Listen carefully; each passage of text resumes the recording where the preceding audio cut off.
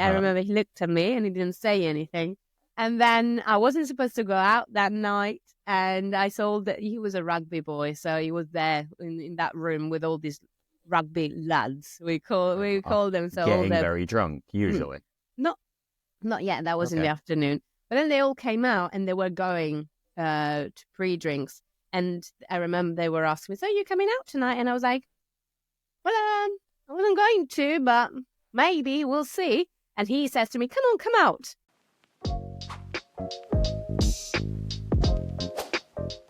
Hello, everybody, and welcome back to English with Lewis. And today we have another natural English conversation, speaking about lots of different topics with another wonderful guest. So, Aurora, welcome. Hello. Hi. I'm so happy Lewis can actually pronounce my name. I'm Aurora and not Aurora.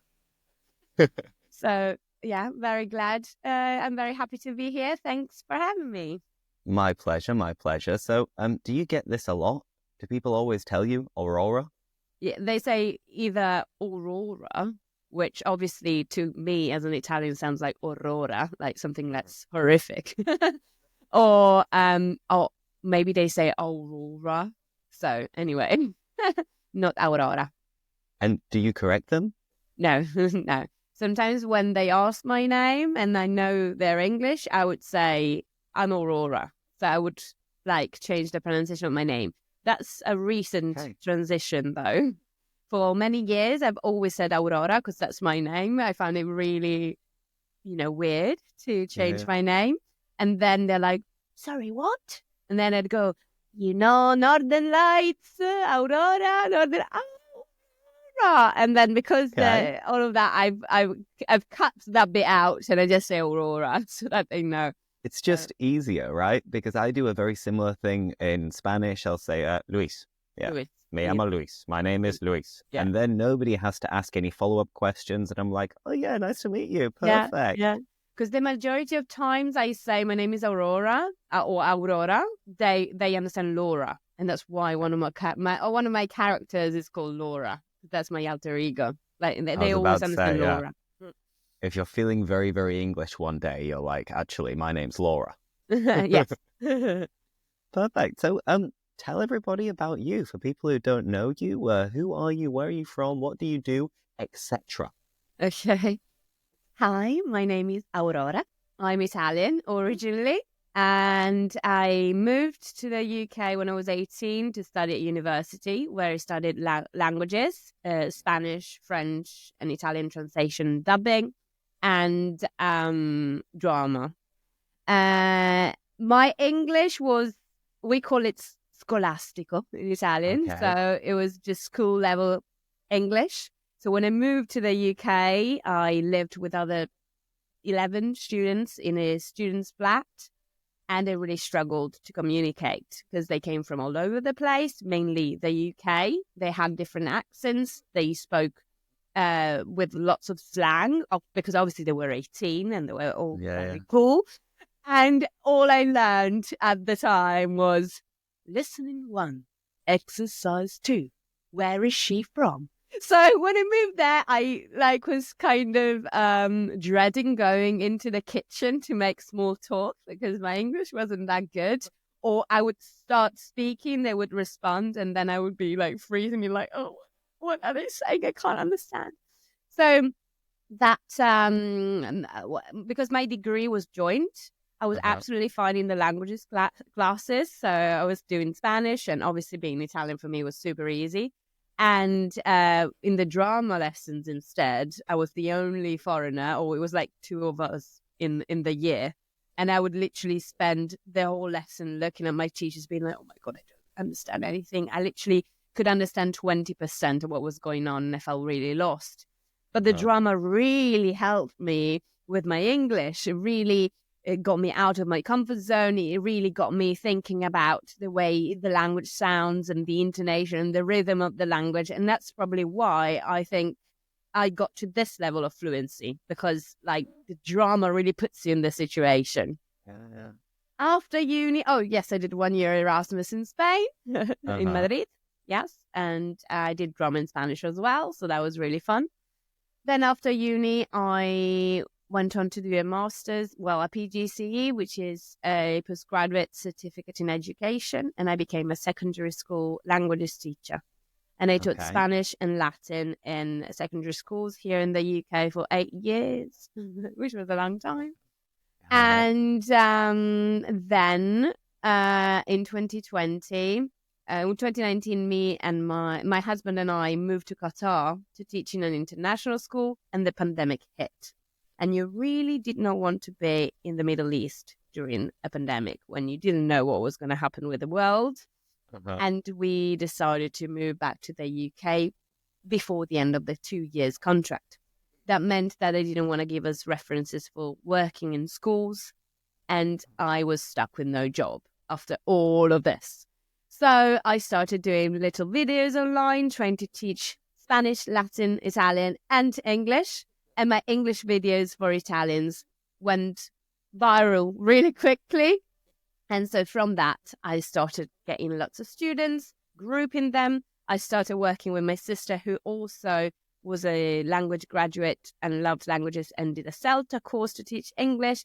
And we expanded, getting other teachers, and we built our own school. And now we've got 400 students per term doing lessons online on Zoom with us and our team. It's 10 of us now.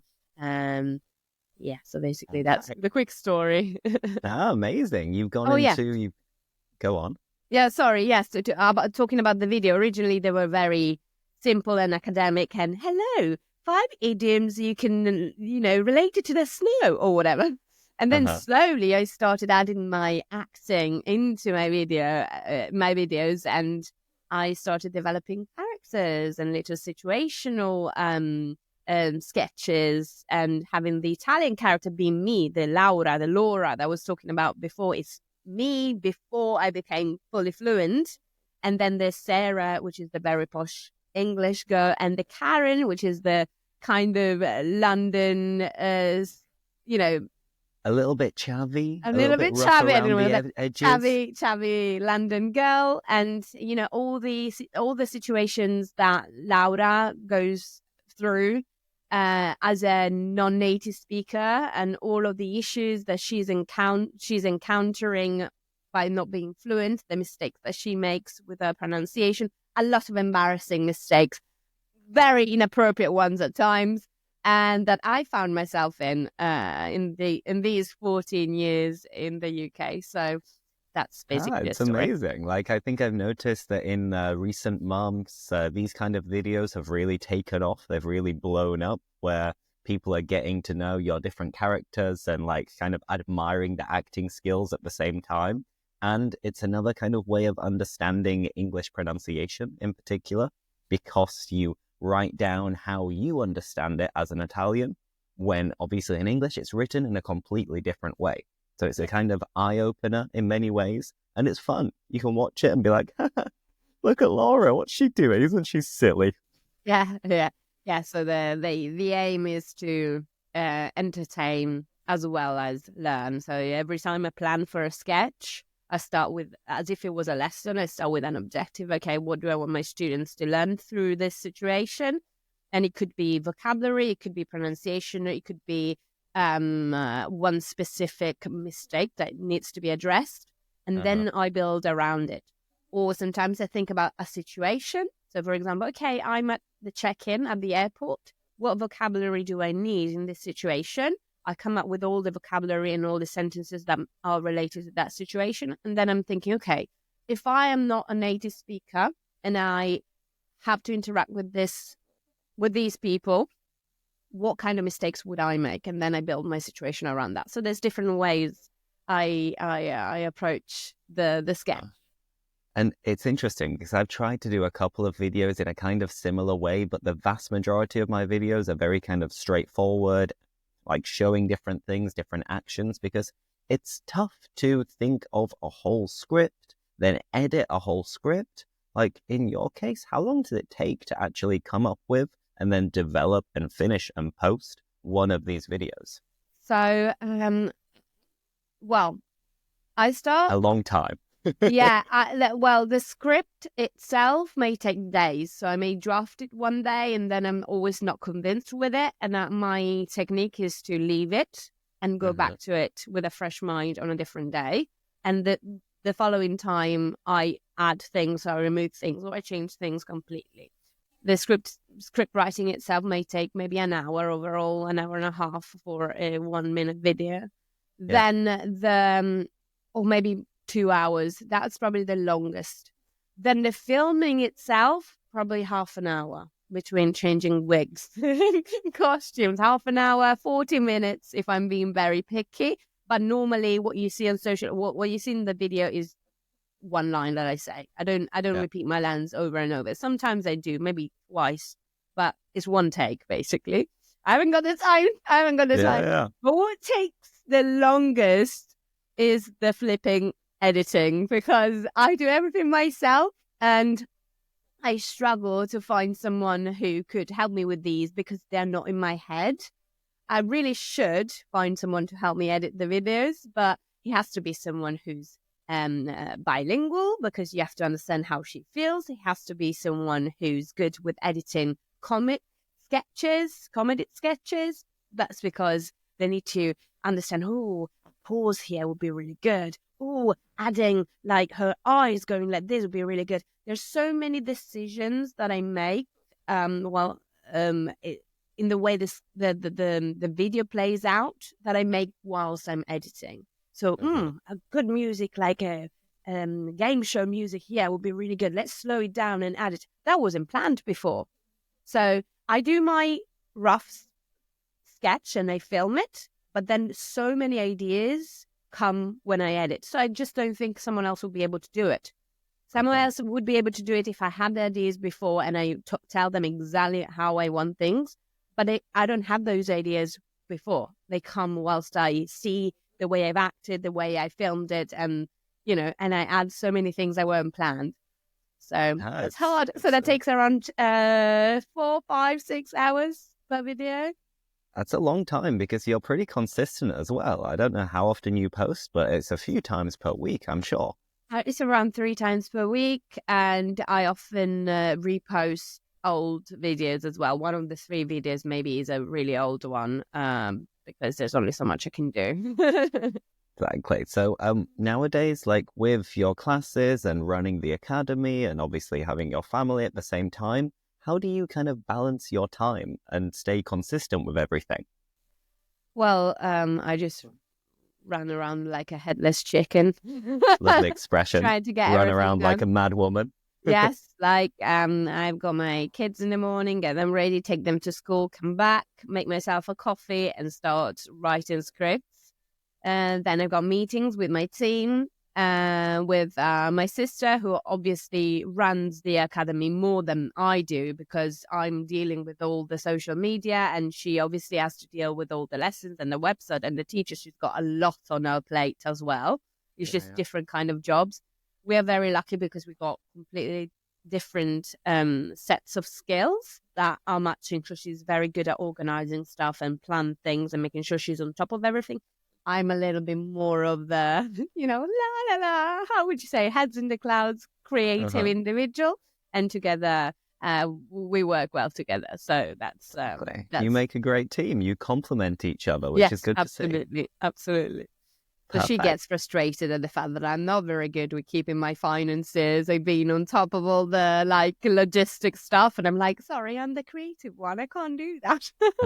And does that work well, or does it end up in some kind of arguments from time to time? Oh, yeah, well, obviously. Yeah, we argue all the time, but it's fine. We know it's just part of it. It's also because we're sisters. So we haven't got that professional, attitude professional towards each relationship, maybe. Exactly. But I mean, it's a family business at the end of the day. And It is.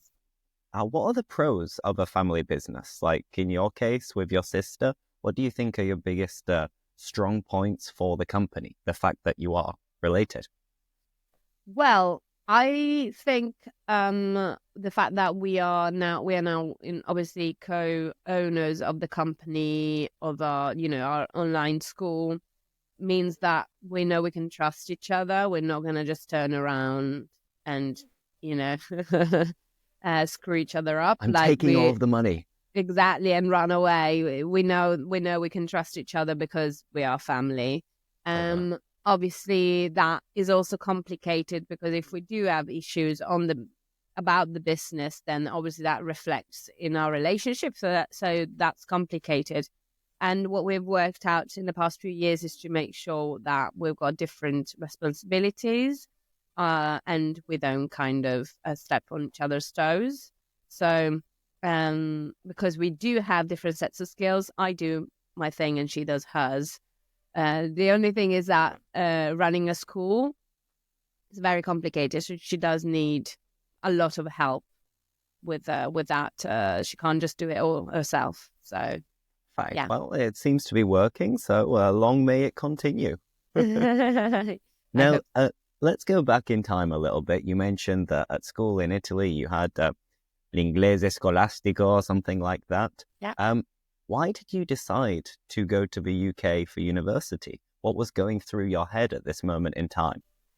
So my family is a bit of a peculiar family. We moved to Liguria from Milan. My dad owned a photojournalistic agency in Milan and decided to quit everything and move to the coast with my mum.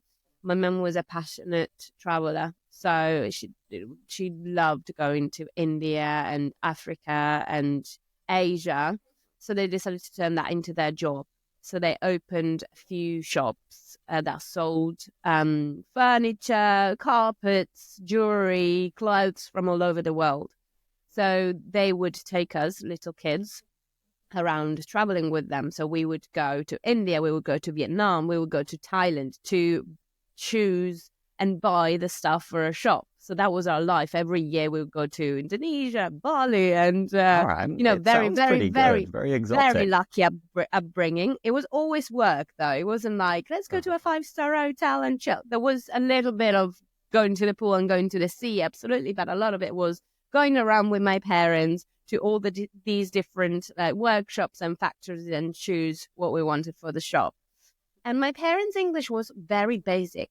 Now, looking back, at the time I didn't know, I'm really, really surprised how they managed to run the whole thing with a very, very, very Italian English. They would go and say, I want all this. Of the gestures. Give me discount. I want this 50% off. Okay, you give it to me. I send it to Italy. And that was it. I have no idea how they managed. Piacere. Exactly. So basic, that already gave us an outlook into, being abroad and travel and the importance of languages. And then my sister, so Arianna, before me, decided to go and study in the UK. She's older than me, so she went first. And she did languages, straight languages. And she went first, and I followed her footsteps. Like, she had a great time, and she really enjoyed going to uni. And then she came back to Milan, and then I went and I stayed because I met my future husband on my last year of uni. So perfect. That's why. This sounds so interesting, by the way, your upbringing, moving around with your parents, trying to find like some weird furniture. It's not what you hear every day, for sure. No. I think that's definitely what's made me who I am today. I mean, I grew up always feeling a bit different and a bit weird because I grew up in Imperia, a small town, and it wasn't common for people in my class to be going around Thailand and Bali and India all the time. And I was just this kid who could do all these amazing things that at the time felt like, oh my God, why am I so different? And now I'm like, oh my God, thank God my parents took me around to do these things. I remember once, I must have been 7 or something, and my teacher was like, so where did you spend your holidays? And they all went to Limone Piemonte, which is like in the mountain skiing, or they went to Cervina, to the Dolomites or whatever. And where did you go? And I said, I went to Bali. And he said, Bari, which is in Puglia, in the south of Italy. No, Bali. And the teacher was like, no, I think you mean Bari. Small town in Puglia. And I was like, no, Bali, in Asia. And he was like, oh my God, okay. So I was really lucky having the chance to do all of this. But it did, when I was a child, feel very overwhelming and different. So, yeah. Amazing. And then obviously you traveled a lot as a child, but then as an adult, have you continued doing a similar thing and going to Bali or Bari on a regular basis? No, unfortunately, when my parents, when I grew up and I went to uni, it just wasn't possible to do as much traveling. Obviously, I have continued traveling, but because I was going with my parents' work, then they had to go on these amazing trips. Whilst when I became independent, I just couldn't afford to do that anymore. So that's reflected in the fact that I moved to the UK, and then we went to the Middle East to teach. I was really open to, let's move to Qatar for 1 year. Why not? So I whilst we were in Qatar, we went to Oman and then Sri Lanka with Sam. Sam loves traveling as well. My husband, we did go to Bali and spend 1 month in Bali, but not as much as I used to travel, or as much as I would like to. Okay, well, we will see in the future. Maybe things will change again and you can set up a side hustle of finding some more furniture in That'd be amazing. strange places.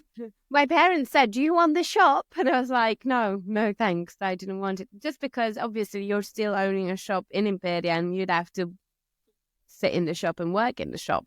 Even though obviously you can go around and buy stuff around the world, you still have to, you're still a shop assistant basically. No, 100%. And focusing on your time at university now. So obviously you were coming from Italy. You already spoke English, but it maybe wasn't perfect at that time. What were the biggest kind of cultural shocks that you had to get over and deal with during your time at university in England? The first one, and a big one, considering that I moved in when I was 18 and it was Freshers Week, so the first week at university, is absolutely the drinking. I was shocked to see so many people, young people drinking so much, everybody drunk loads, and people wouldn't go out unless they were drunk, and they would openly say that. I'm not coming out, I haven't drunk enough. What's the point, Exactly. Why bother? So I come from a background that at the time when I was in high school, it was actually perceived as really bad to drink loads and get drunk.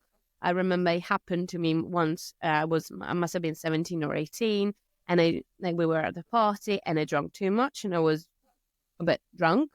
And I remember my friends and the people from my school being like, oh my God, look at her, she's drunk too much.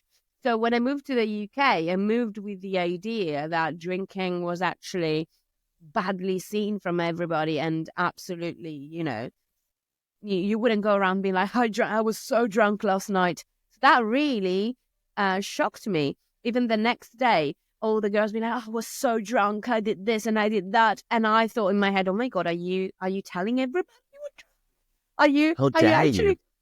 Yeah, or it's so embarrassing. Why are you telling everybody you were drunk? Or why did you say you did that stupid thing because you were drunk? So to me, that was a shock, and one of my first shocks. And then there's another really funny cultural shock, which is to do with drama. So I come from a drama background because I did drama, obviously, growing up. That is way more comic, and that's also reflected in my sketches. Way more light-hearted, less visual. And when I did my first year of drama, I remember that one of the first plays we read, it's called Blasted by Sarah Kane, and you had this soldier raping a woman and then eating someone's eyes out. It sounds lovely. Yeah, exactly. So, and we had to do represent some scenes, reenact some scenes from the play. And one of the scenes we had to recreate was the sexual scene, right? And I remember just two of my peers volunteering, like, yeah, that's fine, we'll do it. And in front of everybody, pretending to have sexual interactions. And I was dying. I was like, oh my God, it is so embarrassing. How could you do that? And hiding my face. And then I was kind of giggling like a 15-year-old. Oh, this is great. And then I looked around and all my peers who were English were taking notes and looking really seriously at the scene. And I felt, why do I feel like this and nobody else does? So I felt like drama is way more bloody and sexual and extreme in the UK than it is in Italy. So this is just the first, obviously, cultural shocks I had because I joined uni and I joined like other English peers and I joined the drama course. Amazing. Like, I didn't know this. I was thinking of like Italian, like noir kind of black films where it's all like, ding, ding, ding. You've got all this drama going 60s. On and people dying from the 60s and the 70s. But it's not visual. It's not as visual. I find it's all about the suspense, English drama, if you think about it, we come from Commedia dell'arte. And you come from Shakespeare. If you read some of Shakespeare's plays, they're very dark and very bloody, so... Yeah. Obviously, it has an effect on what it's like today, but interesting. And then at university, I assume you met your husband. Yes, I met him on my last year. Perfect. Just in time. Just in time. It was Freshers' Week of my 4th year because I did 1 year in Spain. Then I came back, was right back from my year abroad. And I, it was, I don't know, was chilling in a friend's room and the music and the noise was too loud. So I opened the door and I slammed it on this gorgeous boy. And I looked at him, I was like, oh, he's cute. And I remember he looked at me and he didn't say anything. And then I wasn't supposed to go out that night. And I saw that he was a rugby boy. So he was there in that room with all these rugby lads. We call them. So getting very drunk, usually. Not yet. That was in the afternoon. But then they all came out and they were going to pre-drinks. And I remember they were asking me, so are you coming out tonight? And I was like, well, I wasn't going to, but maybe we'll see. And he says to me, come out. And they all went out for pre-drinks. And I was like, okay, fine, I'm going to go out. And I was queuing for the club with my friends. I ended up going out. I was queuing and Sam, comes straight from the stairs, sees me and skips all of the queue and stands next to me. So I look at him and I'm like, I think you skipped a queue. And the bouncer comes over and he says, oh, lad, you go back to the back of the queue. And he's like, she's my girlfriend. I hadn't spoken to the guy before. Never. He just sees me, recognizes me from the afternoon, skips the queue, comes next to me. And that was it. We went in, we danced, we kissed, went back home. And, I ended up marrying the guy. So he manifested this from the beginning. From when, or maybe it was you who started it, from slamming the door in his face. Oh, who knows? And then it was his turn to get you to go out. I don't know. And then he was already calling you his girlfriend before it all happened. Before he even spoke to me. Yeah. Oh, wow. Amazing. Yeah. And then after that, years later, obviously you had children. And now you are raising them bilingually with Italian and English. So it sounds a little bit daunting, a little bit intimidating and tough. Like, what's it actually like bringing up a bilingual family? Well, I just make sure that I stick to Italian all the time. So I only speak Italian to the children. If they speak to me in English, I ask them to tell me in Italian, or I just say, I respond in Italian so they can see that the input is in Italian and they would switch. And I think because I've been so rigid with that, they know that if you're Italian, you would be speaking Italian to that person. If that person is English, you'd be speaking English to that person. Because I do the same switch. If I speak to an English person, they can see me speaking English. But if I speak to my Italian friend, I would speak Italian. So they see that in me. And I've asked everybody else around me to do the same. So my sister, who lives here as well, when she has them, she speaks only Italian to them. I only show cartoons in Italian to them. I read to them in Italian loads. I'm teaching them how to read and write in Italian. I'm just doing everything as if we were in Italy. And the amazing thing is that they respond really well. So they do the switch. They would speak Italian to an Italian and English to an English without mixing.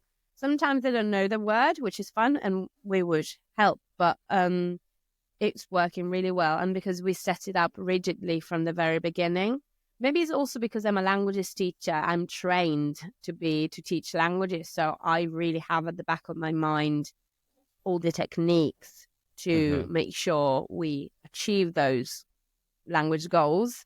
So, for example, when we started reading books, when they were babies, I would take an illustrated book and I wouldn't actually read the lines because those were maybe either too difficult or in English. I would point at the different pictures and be like, oh, guarda, c'è una lumaca. There's a snake. Cos'è questa? Una lumaca. And obviously I'm also an actress, so I think maybe all of this helps. Maybe it was meant to be. I don't know, but they are growing bilingual. I mean, it's setting them up so well for the future. Like I always say that I wish I had been brought up in a bilingual family, because then immediately, like, the world is much more open and maybe you are more open-minded as a result. Absolutely. So, I mean, Absolutely. It's perfect. Absolutely. And I imagine there'll be some like funny moments as well, where maybe they're mixing up some of the languages. Obviously, they're still very young, so they're still trying to master both languages at the same time. So there must be some moments where you're like giggling to yourself, like, all the time. Must stay rigid, but all the time. What did they say? Yes, all the time, because sometimes they are speaking Italian, let's say, and they would just add an O or an A to an English word. Or mix words. Oh my God, I've got a million of them. One day I've got a video of this as well. One of them was sat at the bus stop. You know, there's a kind of bench and there's a gap, and the child Leo was like sat in there and he had his bum inside the gap, and he said, "Mamma, sono stacco." I wanted to say I'm stuck. Yeah, and in Italian is sono incastrato. So you just use the word stuck and added an O at the end to me. And that happens all the time. And they do the same in English. So funny. There's some words that they only know in Italian because maybe I used with them. So they would speak English and use that word, Italian word, but add an accent, which is so funny. So, for example, they would say, Daddy, the ladri are coming. Ladri means the thieves, right? Okay. Because we speak a lot about thieves are coming and they're stealing this, and then the police and all that in our stories, maybe in Italian. So la polizia e I ladri. And so when they speak English, when they speak Italian, they would use an Italian accent. So they say, the ladri are coming. But if they are, I ladri stanno arrivando, if they're speaking Italian. But then if they speak English, then they would put the Italian word in, but just add the accent. The ladri are coming. Oi, Dad, the ladri are coming. The ladri are coming. Yeah. They switch the accent for the same words. So they wouldn't keep the pronunciation. Even with the word pub, they would say, Daddy, I remember once, Daddy, that's the pub. Mamma, el pub. So they would actually change the accent in the same word. So that's very, very I mean, obviously, they're learning from what they see and they're learning from you. So maybe they will also become actors in the future. Who knows? Who knows? Who knows? And with your acting and going back to you teaching in a school, you mentioned that you taught Latin, Italian, Spanish as well. Spanish was my main, like my actual role officially as Spanish teacher. And then I managed to add Latin because there's no teachers of Latin. It's really hard to find them. And it's very hard to find Latin teachers who could also teach modern languages. And a lot of schools maybe have a few hours of Latin, so they can't hire a full-time classics teacher. So, and so I managed to teach Spanish and Latin and ended up teaching mostly Latin to my students. Did you actually learn Latin in Italy, or is this something you taught yourself? No. I went to a school called Liceo Classico, which is classical studies high school. So I did 5 years of ancient Greek and Latin. And it was our core subjects were ancient Greek and Latin. So then I didn't go to university to study that. But what I learned from from high school plus my degree in modern languages was enough for me to, retrain myself to teach Latin at the level required by secondary English schools. Okay, amazing. And being an English teacher at secondary school in England, it sounds a little bit stressful that you've got students kind of running around the halls. You've got to take people to detention if they misbehave. You have all of these, let's say, downsides of traditional teaching. But you also have your great holidays. You have your 6 weeks holidays where you can go to Italy in summer, for example. Like, now you're not working as a teacher in a school. Like, is there anything you miss about it? I absolutely miss the contact with live people. The real people The in real person. people teaching. Now I teach adults mainly. Our school focuses on adults. Obviously, we've got kids classes as well, but I personally only teach pronunciation and phonetics for adults. That's all I'm doing at the moment, and all I can do. And I do miss teenagers. I know as crazy as it may sound, and I do miss teaching live. So we have started offering obviously live events. So we had 2 weeks summer course for adults here in London, which was amazing. So I had around 30 students, followers that signed up to this study holiday. They came to London for 2 weeks. We took them around London with an experienced tour guide. We did lessons, and we did drama and pronunciation in the afternoon together, and I absolutely loved that. So we decided to create also shorter workshops, and we're doing these 3 days intensive workshops in pronunciation and phonetics and drama around Italy now. So we've done one in Milan, and we're going to do one in Rome at the beginning of June, and those are so amazing. So in the one in Milan, I was astonished by the people who signed up to that course.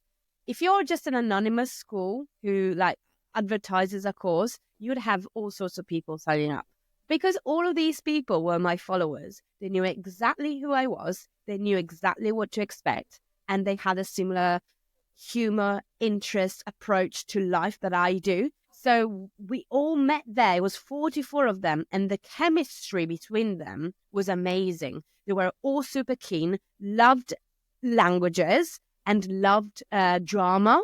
So when we put the sketches, on stage, let's call it on stage, they were all so keen, and I just felt so overwhelmed and mesmerized by proud as well of what you've achieved, and it's a very rewarding thing as well if you have people going to a city to be with you, to have your courses and learn with you. It must be like, it was all worth it. It really united them as well. They found each other. They became friends. They can't wait to do the second level as well, to do like another one with each other, because they found people in a similar area around Milan. Some people came from Spain as well, to be honest, that had similar interests and similar a similar outlook on life, and it was really rewarding. It sounds amazing. And obviously there are so many ways and things that we could speak about now. We could talk about your time in Madrid, doing your Erasmus, but I want to focus before we finish on the fact that recently you have become a British citizen. You did your citizenship test just recently, and you passed. So congratulations, Thanks. first of all. Yeah. And what's it like?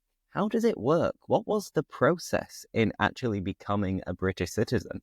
Right. So you need to sit an English level test, which I didn't have to do because my degree is from the UK, so it was exempted.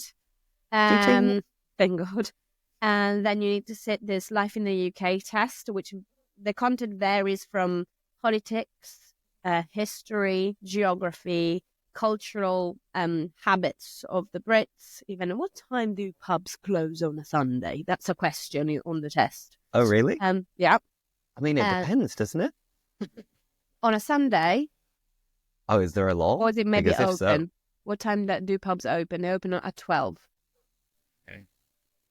Yes. Well, you know more than me about that topic. I can't remember. In that case. I started the test in April now, so it took a long time to get The questions are very, very specific. So, in what year did Charles II die, or what killed Henry VIII, or like how many members of the Parliament are there in England, for example, and so it's very difficult, but there is a way you can pass easily, which is read the guidebook with all the information, making notes all the time, taking notes all the time, and then sit lots of mock tests, a little bit like when you do a driving license test. Yeah, like the theory test, you have to do it over and over again.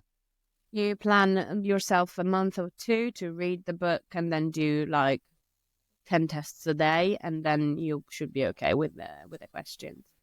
So, yeah. And then you obviously have to pay around £1,500.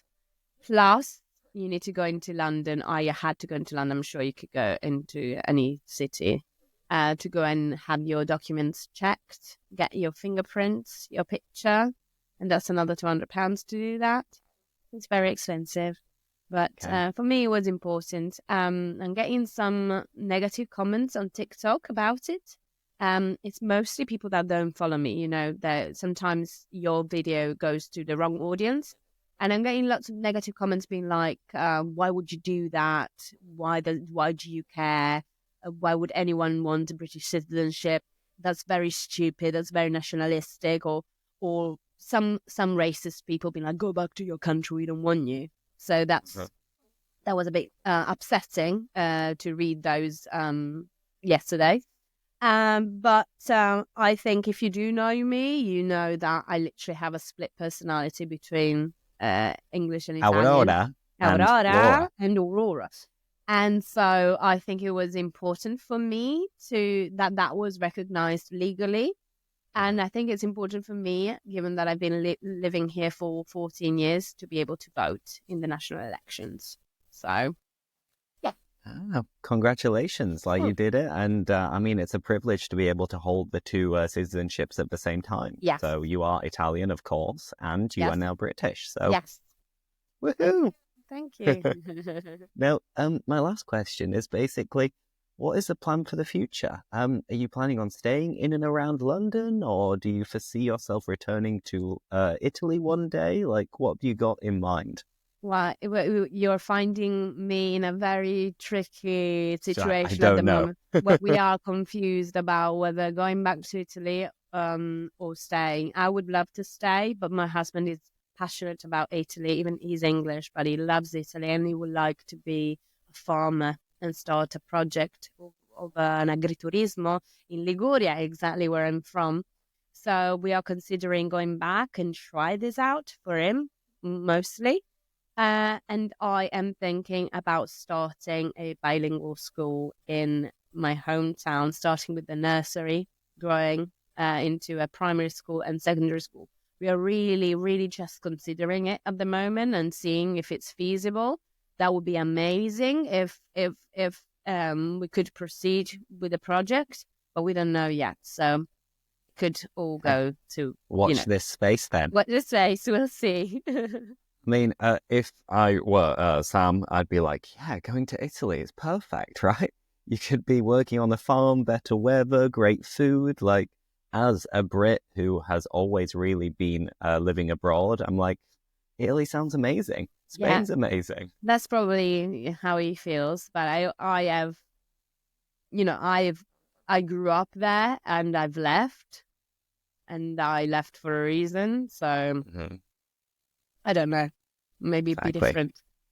We will see. And we will end on that bombshell. Okay. So, everybody, thank you for watching. If you have any further questions for Aurora, let us know in the comments. And if you like this video, then don't forget to hit the like button. And Aurora, thank you so much for joining us. Thank you, Louis, for having me. It's been a pleasure. I've learned so much about you, and you've been using so many nice expressions throughout the conversation as well. So again, if anyone didn't understand certain phrases like giggling, dreading, etc., then let me know and I can clear it up for you. So yeah, Thank you so thanks much, everybody. Louis. Thanks, Aurora. And Thank you, see you everybody. next time. Bye. Bye.